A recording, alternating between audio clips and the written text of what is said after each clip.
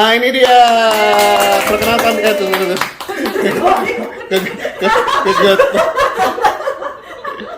Oke, perkenalkan diri dulu. Hai. Halo. Nama aku Eva. Ya, terus. Apa? Saya istrinya dia. Ini istri saya. Oke, coba diceritakan perkenalan kemarin nih yang kamu bilang dapat door prize, coba gimana? Nah, ceritanya cinta bersemi di door prize. Jadi sebelum kegiatan jalan pagi gitu, aku lihat dia ngobrol sama temanku. Jadi teman-teman sekomunitas. Teman sekomunitas baru kenal di situ. Ternyata sama ini tuh dia ikut komunitasku. Udah ikut sama komunitas pemuda di situ. Cuman aku nggak pernah kenal. Aku nggak terlalu perhatiin. Dan baru perhatiin waktu dia ngobrol itu bareng sama teman-temanku. Nah, udah pas habis acara, kita pas mau bagi door prize itu baru sadar juga ternyata dia di sebelahku kan. Jadi aku langsung iseng nanya, kamu dapat nomor berapa? Terus itu adalah obrolan pertama tuh. Obrolan, kamu dapat nomor berapa? Oh sekian, mau tukeran nggak? Oh nggak ah. Terus dia dapat kan, habis itu dia dapat dan ternyata pas door prize yang hadiah utamanya itu aku yang dapat. Jadi dia dapat, aku dapat kan. Jadi aku bilang ke dia di satu panggung nih. Aku bilang ke dia, coba tadi kalau kamu mau tukeran kan kamu yang dapat kan. Hadiah utamanya ya. Udah selesai sampai di situ kan, udah nggak pernah ketemu lagi. Kayaknya sekitar 2 mingguan 3 mingguan ya. Tapi kenalan nggak? Nggak kenal. Nggak kenalan. Jadi Nggak cuman Nama juga nggak ya? Enggak. cuman ya pemenang dua-dua di foto udah gitu. Tapi nggak kenalan nggak apa-apa sampai kita ibadah pemuda lagi. Nah di situ kita berdua satu grup lagi. Oke. Ada permainan kita berdua satu grup lagi. Oke. Jodohku. Satu grup lagi. Udah, jadi maksudnya aku cuman ya karena segrup jadi aku ajak ngobrol kan. Nah aku nggak tahu ternyata pas pulangnya itu dia nanya aku sama temanku yang satu komunitas, jadi nanya itu siapa. Jadi Ya kan? waktu kita game itu kan berbaris gitu kan, kok dari depan ke belakang, dia tuh di belakang aku. Nah aku tuh jatuh cinta pertama di game itu, tapi lucu deh. Langsung Jadi- suka sama dia? Langsung iya, tertarik? jadi langsung ada kayak getar-getar. Langsung ada getar-getar gitu. Tapi aneh, biasanya kan orang kayak ngobrol dulu atau apa dulu. Aku enggak, jadi kita kan berbaris, dia di belakang aku. Dia tuh, itu ayat firman Tuhan ya kayaknya ya, yang sambung-sambung kata lah pokoknya gitu kan. Sambung-sambung kata. Nah dia tuh nepok pundak gitu loh, Ci, kayak nepok itu aku langsung kayak iya, kayak ada miskol masuk gitu.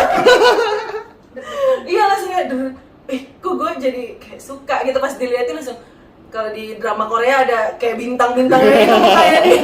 Padahal aku kan ini ya mendung ya. Dia langsung bergetar. Jauh banget dari drama Korea, mohon maaf.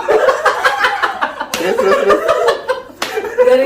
Dari situ aku kan ikut komunitas anak-anak daerah gitu kan. Yang kebetulan salah satu kakak di situ sepelayanan sama dia di gereja. Nah aku mulai kepo lah gitu kan.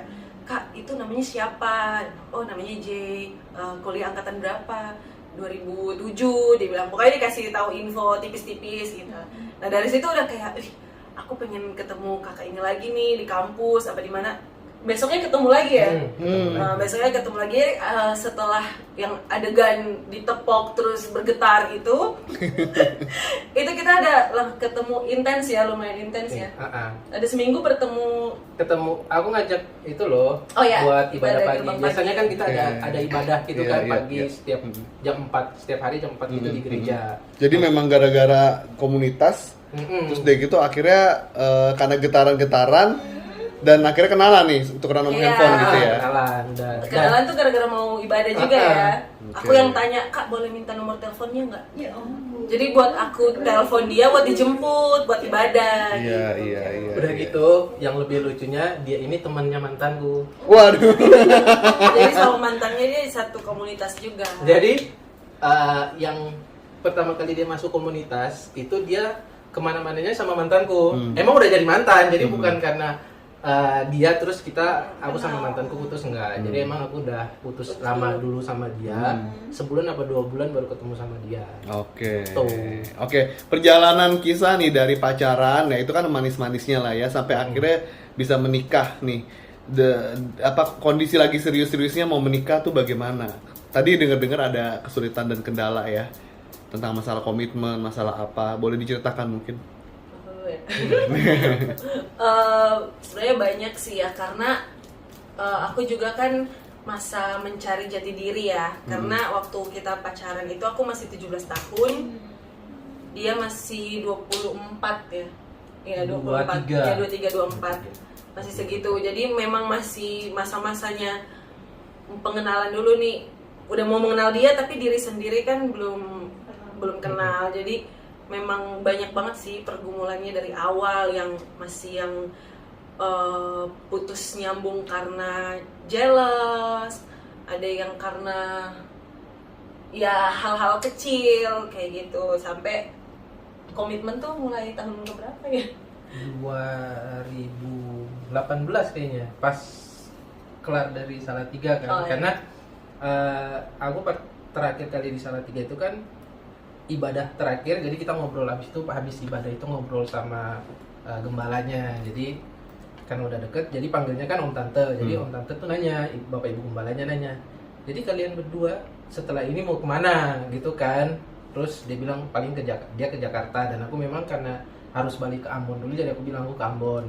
Terus mereka langsung nanya, terus kalian rencana nikah kapan? Langsung ditembak Karena kan kita memang udah lama banget kan pacarannya dari 4 tahunan ya pas yang di Salatiga itu ya. Dari 2013 sampai itu 2018 18 hampir 5 tahun. Jadi kan mereka udah tahu banget kan. Karena kan sepelayanan juga, dia ikut pelayanan juga akhirnya kan. Nah, mereka nanya, kalian berdua ini serius apa enggak? Terus rencana nikahnya kapan? Waktu aku bilang masih masih nunggu dulu. Terus mereka bilang nggak boleh gitu, kalau misalnya kalian memang berdua udah punya komitmen mau nikah harus ada tujuannya kapan. Terus kita berdua langsung ngompak bilang gitu, ya paling kalau nggak 2019 paling 2019 2020. Nah ternyata di tahun-tahun itulah kita benar-benar yang uji habis-habisan. Diuji. Boleh tahu nggak pengujiannya itu apa? Sebelumnya aku boleh nanya nggak, selama pacaran 4 tahun nih, ada yang selingkuh nggak? Pernah selingkuh nggak? Oh ada. Kapan ya? Bukan 4 tahun lagi kita. Terakhir berapa sampai nikah? Di awal-awal tuh belum ada, nggak ada. Di awal-awal 2-3 tahun tuh belum ada. Ya, nggak ada. Oh berarti ada yang selingkuh, berarti? Oh ada. Kompak sekali nggak ada. Ada. Ini pasti J yang selingkuh ya? Kalau aku sih nggak tahu ya itu dibilang selingkuh apa enggak ya. Kalau maksudnya aku masih ada beberapa teman yang dekat. Oke. Terus? Dan pernah juga dia lihat pas aku lagi chattingan sama ceweknya. Oke. Tapi kan chat di atas itu kan aku hapus kan. Kalau nggak usah disebut nama ya. Yang pas di gereja lagi kan. Dia terus aku karena kegep aku langsung ya udah kamu balasin aja, aku kan udah salah tingkah gitu kan. Oh enggak, dia cuma nanyain mau ibadah jam berapa, dan aku tuh lupa kalau aku ibadahnya datang sama dia gitu loh. Jadi sebenarnya sih aku nganggap ya karena kita temen gitu kan, aku dekat dengan orang nggak pernah berharap lebih, karena aku tipe orang yang kalau udah satu itu ya itu aja. Aku dalam banyak hal sih kayak gitu. Jadi kalau aku udah mutusin untuk A ya A, B ya B. Jadi aku nggak yang A terus ada B, C gitu sih nggak.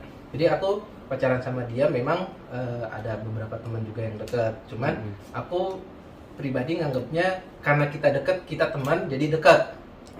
Aku nggak pernah punya pikiran untuk lebih, nggak. Even mereka aku nggak tahu yang dari ceweknya ke aku gimana, tapi aku ketika udah mutusin untuk dengan satu orang ya udah, yang lain itu cuma sebatas teman. Even kita sedekat apapun tetap batasannya ada. Berarti kalau J cuman chat-chatan aja gitu ya. Sampai ke gap gitu kan. Cuman kan karena aku nggak mau dia jealous, jadi setiap kali habis chat gitu aku hapus. Dihapus. Jadi Dihapus. seolah-olah berbuatnya seperti selingkuh, padahal sebenarnya Sebenarnya sih enggak. Karena aku orangnya jealousnya parah banget. Oke, berarti cuma Jay doang yang selingkuh ya? Enggak. Oh, enggak. Ada dari udah ngaku nih gue. Dia juga lebih parah. Oh, oke. Ini no judgment ya teman-teman, Iya, jangan ini menghakimi pengalaman ya. ya. Pengalaman. Jadi Pengalaman. ini bisa jadi buat teman-teman muda yang mungkin pengen serius mau ke jenjang pernikahan, mungkin kisahnya kita ini bisa jadi pelajaran. Iya, bahwa betul. Ketika udah komitmennya itu bakal diuji. Betul. Karena kalau misalnya baru mau komitmen untuk nikah aja nggak bisa tahan, gimana persoalan rumah tangga yang lebih besar. Betul. gitu loh. Oke, coba boleh diceritakan? Boleh. Jadi mulai ada gangguan. Itu semenjak LDR sih. Kita kan LDR paling awal itu Salatiga Jogja ya. Mm-mm. Nah, Sama Salatiga Bandung. Iya, Salatiga Bandung. Salatiga pada Intinya. Saking banyaknya. Banyak. Mulai pokoknya intinya tuh gara-gara LDR sih ya. Dari LDR itu maka ada gangguan-gangguan lah. Nah, memang di awal itu kalau aku sendiri kan hatinya udah ya aku mau serius sama dia, udah dari awal pacaran sih sebenarnya. Udah aku mau sama dia aja gitu. Tapi ternyata pas LDR itu datanglah nih para pejantan. Adalah kenal. Tapi ternyata aku jadi berpikir membandingkan gitu. Nah, itu gak bagus sih sebenarnya kita membandingkan pasangan kita yang udah ada sama yang baru datang nih. Nah, Yang baru datang kan which is pada manis-manis semua. Iya, Nah, betul. lu 4 tahun ini kan udah ketahuan sepetnya. Betul. Karena kan waktu itu dia orangnya cuek. Nah, kalau yang ini kan perhatian, terus Kan masih baru. iya. Sama kayak physically mungkin lebih ya, Putih. tinggi, cakep gitu kan. Kan kita Ya ampun. terpengaruh sama tontonan-tontonan zaman sekarang ya. Pengennya yang putih tinggi kayak gitu. Datang selama ini kan sama dia terus nih, jadi mungkin bosen ya. Nah, akhirnya terjalinlah kayak hubungan chat, telepon kayak gitu sampai ada di satu titik aku tuh kalau anak-anak sekarang bilangnya terlalu baper, jadi benar-benar sampai di hati banget. Aku memutuskan buat mutusin dia, padahal itu kita udah sempet setelah LDR itu, pas LDR sempet ketemu dulu ya. Aku sempat berlibur ke Ambon itu buat ketemu, tapi sebenarnya posisinya aku udah chattingan, udah teleponan sama Hatinya sudah berubah. iya, hatinya udah berubah sampai aku tuh ada di titik mati rasa sama dia gitu. Tapi tetap pacaran. Wow. Aku udah kayak aku mau putusin dia, aku mau serius sama yang satu ini nih. Sampai udah, tapi tetap jalan gitu kan, sampai akhirnya aku balik Jakarta berapa 3-4 bulan kemudian ya. Aku tuh putusin dia, ceritanya aku putusin. Oke. Nah, dia tanya, "Kenapa kamu mutusin?" Aku bilang, "Aku udah nggak ada rasa bla bla bla." Aku belum bilang nih ada orang ketiga gitu. Nah, sampai kamu sendiri yang tanya ya. Kamu sendiri yang tanya, "Udah nggak apa-apa, jujur aja, cerita aja siapa." Akhirnya aku bilang, "Oh, aku deket sama ini, terus perjalanan aku sama si dia tuh udah dari sini sampai sini, udah sejauh ini. Aku mau seriusnya sama dia gitu." Nah, sampai bukan cuma mati rasa ke Jay aja, tapi sampai aku tuh punya keinginan buat mengikuti si pria ini, mengikuti kepercayaannya dia gitu. Aku belajar lewat YouTube, aku belajar lewat Instagram. Maksudnya sampai seniat itu. Padahal dia sendiri tuh belum ada komitmen kayak gitu, dia kayak biasa aja. Malah aku tuh istilahnya apa ya, menawarkan diri gitu loh. Sampai kayak aku mau belajar ini loh, ke dia aku ceritain. Terus dia malah yang bilang ke aku tuh kayak nggak boleh gitu, kamu jangan mau menikah atau mau sama seseorang, mau sampai pindah kepercayaan tuh jangan karena orang, tapi harus karena panggilan. Sampai dia yang ngomong sendiri. Tapi aku bilang enggak, aku ini kok mau belajar dulu aja. Pasti kalau dari belajar kan bisa gitu. Aku bilangnya ke dia gitu. Terus sampai dia bilang, tapi pacar kamu tahu? Tahu, dia tahu aku suka belajar, karena kadang-kadang kan aku suka keceplosan ngomong ke dia, karena aku baca ternyata di agama ini nih kayak begini sama loh kayak ajaran Kristus kayak gini juga gitu kan. Nah si cowok ini nih bilang, wah gila, pacar lu baik banget sih sampai kayak gitu. Itu diingetin ya.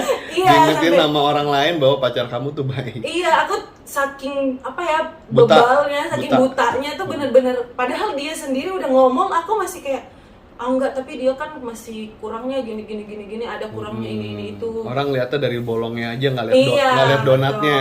Betul, nggak lihat donatnya, malah lihat bolongnya. Bolongnya itu. saja. Tapi ya puji Tuhan akhirnya kamu tidak jadi meninggalkan iman kamu di dalam Tuhan ya, di dalam Kristus ya. Masa demi laki-laki meninggalkan Kristus? Waduh, Aku udah waduh. punya pengalaman itu, jadi rasanya tuh sial banget kalau sampai kejadian. Tapi bagus loh. Jadi Jay dan Eva dari pihak perempuan dan pihak laki pernah mengalami hal yang serupa.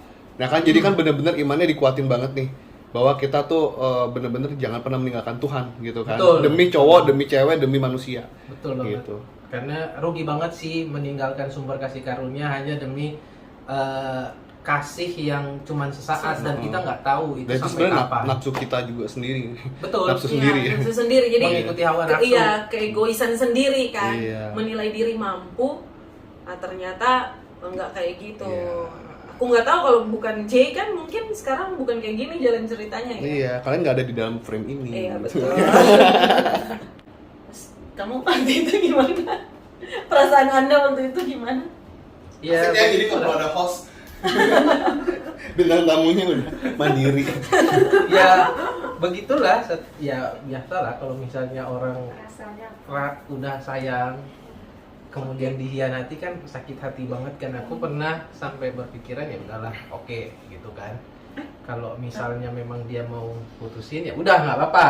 Tapi itu posisinya udah mau married gitu ceritanya. Udah Posisi kita married kapan gitu? jadi Ya. sebenarnya udah berencana buat itu kan di 2019 ya. Akhir 2019 itu sebenarnya kita mau tunangan.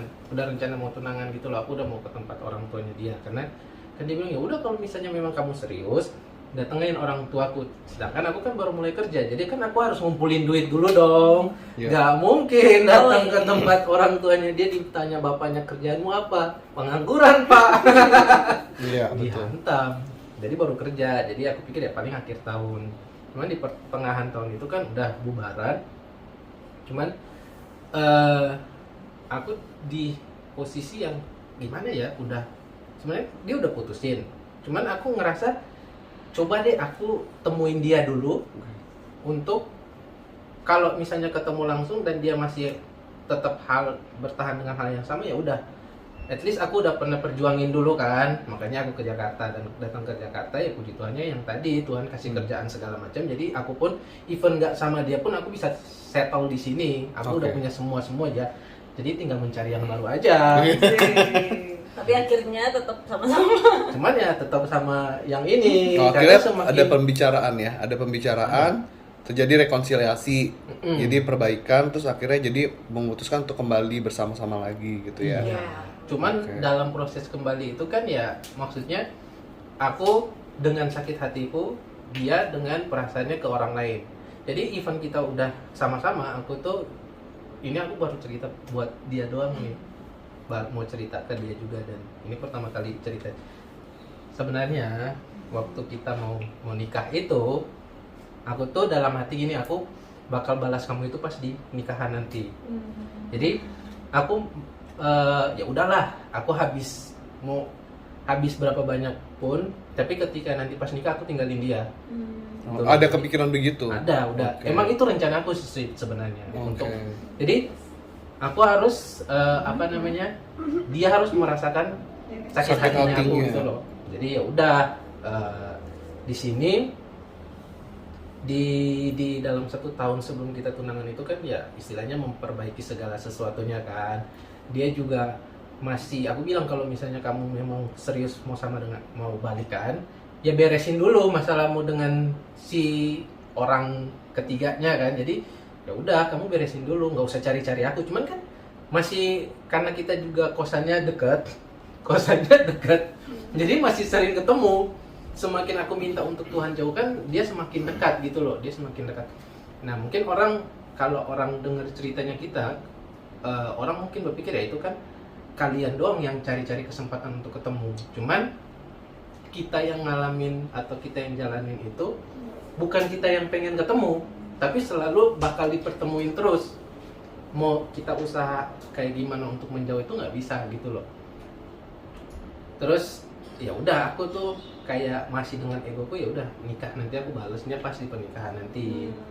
Jadi aku tuh udah berpikir ya udah nggak apa-apa, tapi nanti pas besok mau nikah ya aku nggak bakal datang. Ya biarin aja kamu nunggu di gereja mau sampai, ya udah itu emang rencanaku sejak awal. Jam tuh, ya. ya seperti Ya. itu. Jadi terlaksana. Karena ketika aku serius dengan dia kan dia ninggalin kan. Nah aku pengen bikin dia ngerasain gimana ketika dia udah berpikir untuk serius dan ditinggalin gitu loh. Oke, tapi apa nih yang akhirnya membuat lo nggak jadi seperti itu, bisa mengampuni, dan kira-kira pertolongan Tuhan untuk kalian berdua lah, hubungan kalian tuh apa?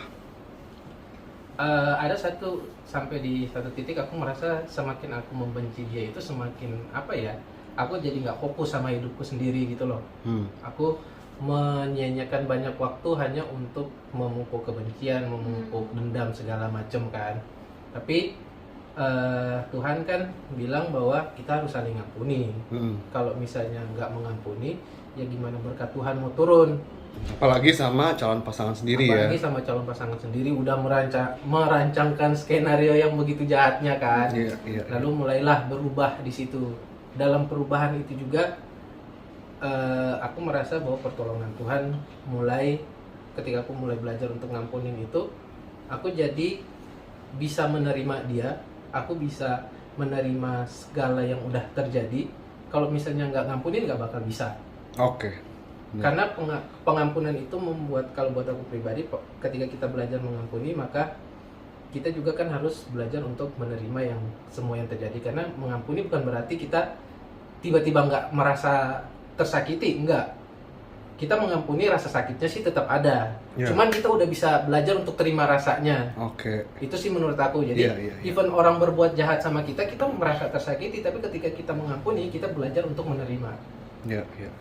Nah disitulah aku mulai belajar untuk udahlah mau sampai kapan hidup dengan dendam, dengan kebencian, karena toh ujung-ujungnya yang disakitin diri kita sendiri gitu. Betul. Bukan orang lain kan, bukan aku benci sama dia, ketika dia akhirnya dengan orang lain, mereka bahagia, akunya yang menderita. Iya. Jadi ketika aku melepaskan pengampunan, aku berdoa aku bilang ya Tuhan, ya udah Tuhan ampuni dia, ampuni orang-orang ini aku sebutin namanya setiap hari. Dan itu ya di awal doa itu kayak rasanya masih benci gitu loh. Doa tapi benci orangnya. Doa tapi benci, sampai doa udah nggak ada rasa benci lagi, tapi malah jadi kasihan sama orangnya. Oke. Jadi ada perubahan ya, ada lawatan dari doa. Jadi dari yang tadinya benci sama dia, sama orang-orangnya yang jadi selingkuhannya dia, sampai akhirnya ya kok aku jadi malah kasihan sama mereka gitu loh. Iya. Dari kan Tuhan bilang berdoa berkati musuh. Iya. Gue doa, tapi ketika mau ngucapin kata Tuhan berkati mereka itu kayak mikir gitu loh, ngapain harus doain buat berkati mereka ya? Iya. Tapi sampai akhirnya itu keluar dengan sendirinya gitu loh. Iya. Itu namanya kita belajar ya, mempraktekkan firman ya. Ya kan? Gampang sih. Nggak gampang, berat ya. Berat banget. Ya. Cuman kita ya mau mendoakan musuh kita, mengasihi musuh kita gitu kan. Itu tapi bagus lah kamu masih mau doain orang lain tuh. Mau doain orang yang jadi selingkuhan. Ya karena memang Tuhan suruh harus begitu ya, mau gimana lagi kan. Jadi kayak si siapa? Hosea ya? Iya. Kalau di Hosea kan istrinya. Tuhan kan, jadi kadang aku belajar untuk kalau Tuhan suruh ya harus, apalagi soal komitmen kan kita udah ngambil tanggung jawab. Bukan Tuhan yang suruh aku milih dia loh, bukan Tuhan yang nih dia buat kamu, aku kan yang milih sendiri. Jadi aku harus komitmen dong dengan pilihanku. Kadang kan sebenarnya Tuhan bisa ngasih ke kita, Iya. Tapi kan Tuhan kasih free will ke kita untuk memilih. Kenapa? Supaya ya kalau misalnya kamu salah, ya itu salahmu sendiri. Iya. Tapi ketika kamu sudah memilih, bertanggung jawab dengan apa yang jadi pilihan. Nah, tadinya aku pikir segala sesuatu itu bakal sulit buat kita berdua kan. Tapi ternyata setelah kita saling mengampuni, kemudian aku terbuka sama dia, dia terbuka sama aku, kemudian dalam 1 tahun itu kita rekonsiliasi lagi, sampai proses nikah itu segala sesuatunya Tuhan buat mudah banget. Semuanya ya. Segala sesuatunya bahkan kita cuman nyampe pemberkatan udah selesai. Kita bukan jemaat, karena kan kita berjemaat di Jakarta, nikahnya di Ambon. Itu kan kalau misalnya seperti itu kan harus ada gereja lokal yang mau terima, tempatnya disiapin, keluarga semua yang mau datang juga Tuhan permudah, segala sesuatu, sampai soal dana pun Tuhan cukupkan semua. Padahal kalau mau dilihat kita di sini baru nggak sampai setahun, aku kerja juga belum sampai setahun, tapi ya luar biasa Tuhan cukupin semua. Aku merasa segala sesuatu Tuhan buka sampai akhirnya kita udah hampir setahun married. Berkat Tuhan itu luar biasa sih buat kita berdua. Luar biasa. Oke. Kalau dari Eva sendiri, tadi kan semua dari J ya. Nah kalau dari Eva sendiri tadi untuk masalah terjadi perselingkuhan, jadi ternyata perselingkuhan nggak terjadi pada pria saja, wanita juga ya, jadi nggak bisa. Ini bukan disclaimer, bukan apapun, ini cuman maksudnya gini loh, mengingat aja bahwa pencobaan itu datangnya dari iblis. Dan itu bisa ditujukan ke siapapun, mau anak muda, orang tua, mau pendeta, mau yang baru bertobat, semua bisa mengalami pencobaan seperti ini. Nah kalau dari Eva gimana nih saat itu menanggulanginya? Waktu itu sih yang terakhir sih sampai dia datang ya ke Jakarta itu, oke, akhirnya kan kita ngomong buat jalan sama-sama, tapi hati aku masih ada sama orang lain kayak gitu. Jadi kita nih pacaran nih, balikan, tapi aku udah mati rasa, udah nggak ada rasa sama sekarang dia. Mas udah dia udah mati rasa. Jadi aku tipe cewek yang mengejar, bukan tipe cewek yang chaser.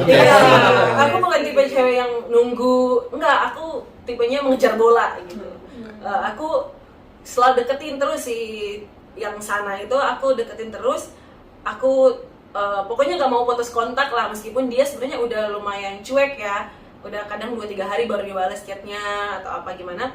Tapi aku tetap kayak, aku masih penasaran dia sebenarnya suka nggak sih, nah kayak gitu. Karena dia kan belum ada bilang kayak I love you, belum ada ngomong kayak gitu. Tapi aku udah baper. Iya, baper, udah kebaperan ya. Terus sama dia juga kan aku membanding-bandingkan gitu, jadinya kayaknya dia lebih baik deh secara pekerjaan. Waktu itu si yang sana lebih baik karena dia kan pegawai tetap gitu ya. Kalau yang ini kan masih kontrak waktu itu, masih warawiri. Kesenangan di sana udah tetap. Tapi ternyata lama-kelamaan pas kita udah mau mendekat nikah ya, memang dia masih suka muncul juga sih. Kita udah pernah ketemu belum? Udah kan? Belum. Enggak, sama yang itu. Maksudnya? Sama selingkuhanmu udah pernah ketemu belum? Pas kamu di sini kan belum ketemu. Tapi sampai pas sekarang. LDR? Oh, pas LDR ketemu. Ya ampun, lu baru ketemu berapa kali udah mau belain yang itu. Iya, jadi kayak ya ampun, jangan ditiru ya. Terus. Jadi itu pas kita udah komitmen nikah, udah tunangan juga ya, kayak masih ada sempat chat ya. Jadi kayak sempat chat gitu, dia sempat bertengkar lah, hampir ya udah kita nggak usah nikah, sampai kayak gitu. Nah tapi sebenarnya rasanya, kalau bicara rasa sih udah mulai timbul, mulai ada lagi, karena aku mulai ada lagi kepada J. Iya, pada J Ya, mulai ada lagi. rasa dan sayangnya ditimbulkan lagi ketika kamu mulai berjalan di kebenaran ya. Iya, jadi sebelumnya itu aku kenapa mati rasa? Aku tuh suka denger lagu-lagu galau, suka denger lagu-lagu yang mempengaruhi. Iya, lagu-lagu, pokoknya lagu-lagu dunia yang pokoknya mempengaruhi sampai iya ya. Kayaknya aku sama dia tuh sebenarnya jodoh. Cuman terhalang ini aja kayak gitu, kayak J kasihan banget tuh jadi dibilang penghalang. Jadiin penghalang. iya, sebenarnya kita Padahal Betul. sebenarnya yang menjadi penghalang tuh pemikiran kita sendiri yang salah ya. Betul, Bener nggak sih? betul. Sebenarnya Tuhan udah memberikan sebuah diamond, berlian yang belum digosok, tapi kita mau membuang diamond itu gitu ya. Diganti dengan batu kali. Diganti, ya kan? Cuman gara-gara kita ngelihat diamond itu masih kasar, masih tertutup dengan batu-batuan dan lumpur, belum digosok ya, masih rough istilahnya Iya. gitu.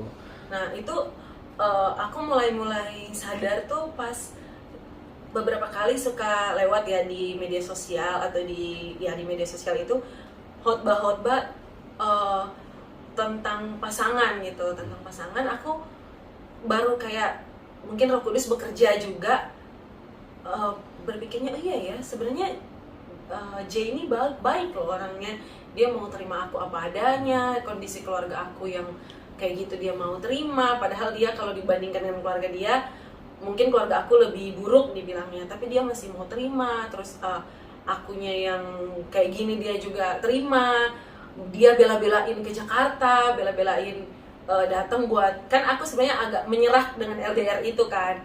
Nah tapi akhirnya dia yang mengalah, padahal sebenarnya harusnya sih cewek yang kalau mau komitmen harusnya cewek ikut cowok, biasanya kan begitu budayanya. Tapi ini dia yang datang ikut berjuang sama-sama di Jakarta, padahal dia di Ambon udah jadi pengajar, tapi dia mulai dari nol lagi di Jakarta. Nah dari situ baru kayak oh timbul lagi nih rasa-rasa kayak gitu, rasa-rasa cintanya mulai ada lagi. Terus iya ternyata aku salah selama ini aku tuh dipermainkan oleh orang lain, tapi akunya aja yang bandel gitu, pemikirannya kayak enggak dia sebenarnya suka, cuman aku aja yang mungkin belum kurang mengejar, kurang apa gitu. Agresif. Agresif.